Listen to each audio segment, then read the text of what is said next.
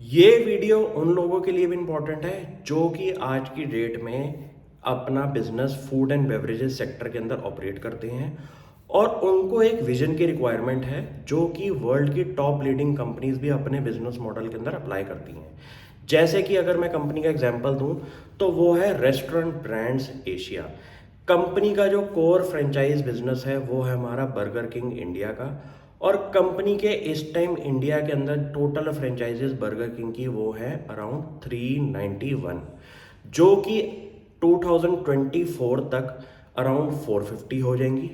2027 तक कंपनी की franchises India के अंदर अराउंड 700 के आसपास की हो जाएंगी।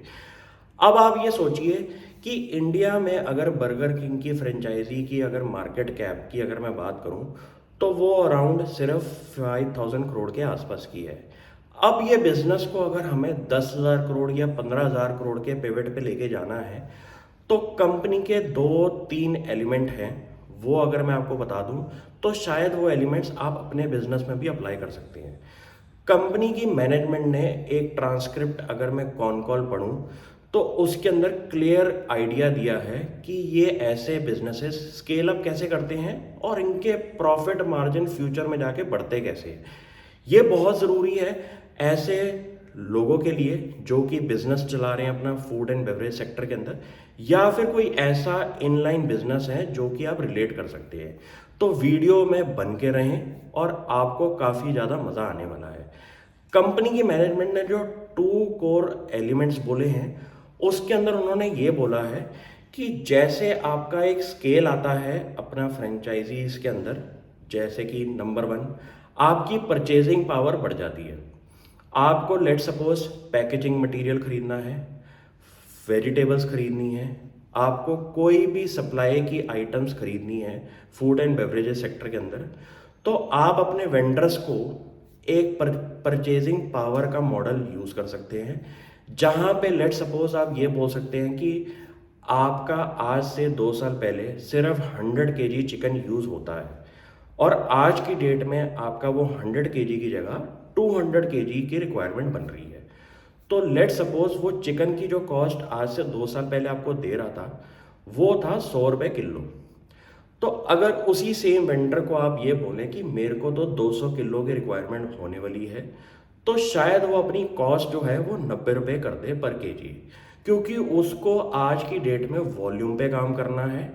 और जितने भी आपके सप्लाई वाले वेंडर्स होते हैं उन पे अगर आप परचेजिंग पावर का मॉडल यूज़ कर लें तो आप अपने जो जितनी भी सप्लाई चेन के अंदर लोग हैं वहाँ पे आप अपनी परचेजिंग पावर दिखा के अपनी कॉस्ट को कम कर सकते हैं।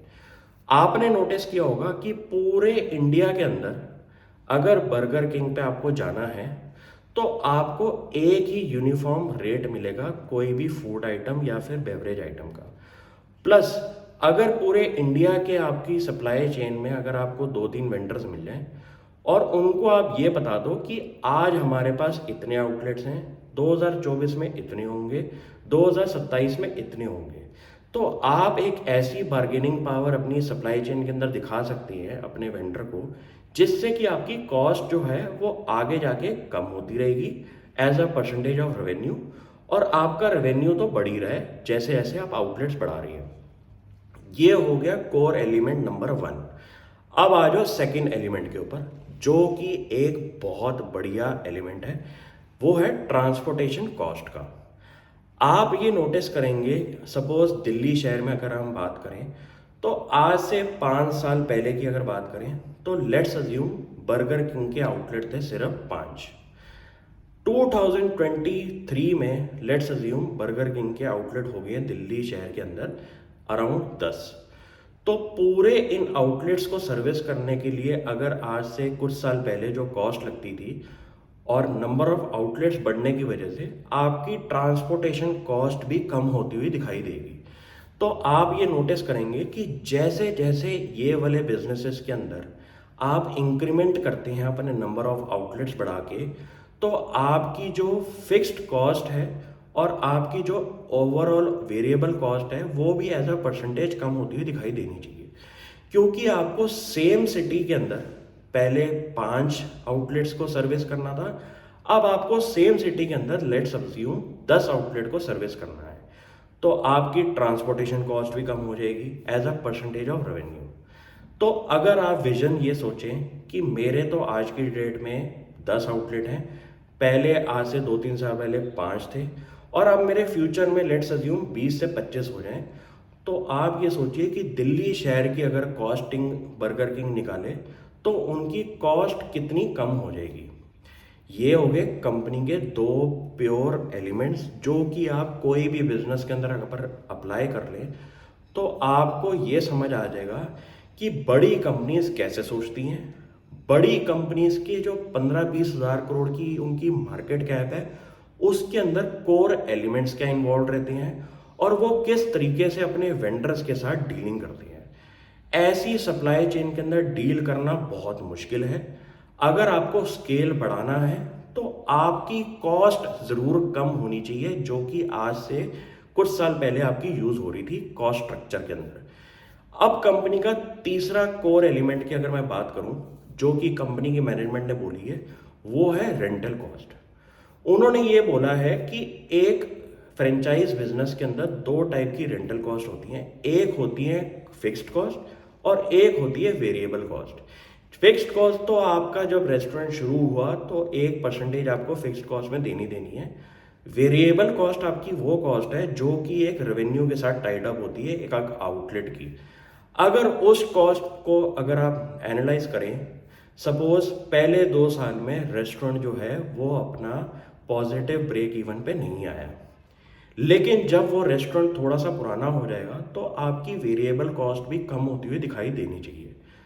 अगर ये सेम प्लेटफॉर्म वाली चीज़ें मैंने जो आपको अभी बताई है बर्गर किंग के बिजनेस मॉडल के अंदर, वो आप सेम चीज़ें एज अ बिजनेसमैन भी अप्लाई कर लें तो आपको ये पता चल जाएगा कि मुझे बड़ा कैसे सोचना है और ये बड़ा सोचने वाले लोग काम किन चीज़ों पे करते हैं।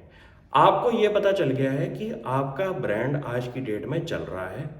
उस ब्रांड को अगर आपको बड़ा बनाना है, let's assume 10x 5x 3x बनाना है, तो आपको अपने फ्रंट लाइन पे जो अपना ब्रांड वैल्यू है वो तो मेंटेन करनी है। जो बैकएंड के सप्लायर्स हैं, जो भी आपको आपके वेंडर्स हैं, उनके साथ डीलिंग करना भी सिखाना चाहिए, क्योंकि उनके साथ अगर आपने डीलिंग कर ली तो आपकी कॉस्ट स्ट्रक्चर जो है वो हमेशा हमेशा कम होती हुई दिखाई देनी चाहिए। ऐसा कोई बिजनेस वर्ल्ड में पैदा नहीं हुआ जो अपनी कॉस्ट पे काम ना करता हो और वो अपनी कॉस्टिंग को कम करते हुए दिखाई ना दे। जितने भी वर्ल्ड के बड़े बिजनेसमैन हैं वो रेवेन्यू बढ़ाते हैं, cost as a percentage of revenue कम होता हुआ दिखाई देते हैं, और तभी उनके जो मल्टीपल्स हैं मार्केट के अंदर वो 5,000 करोड़ को सीधा 20,000 15,000 10,000 करोड़ ऐसे ही करके दिखाते हैं। इन चीज़ों को ध्यान में रखें और मुझे बताएं अगर आपको कोई क्वेरी हो। Thank you.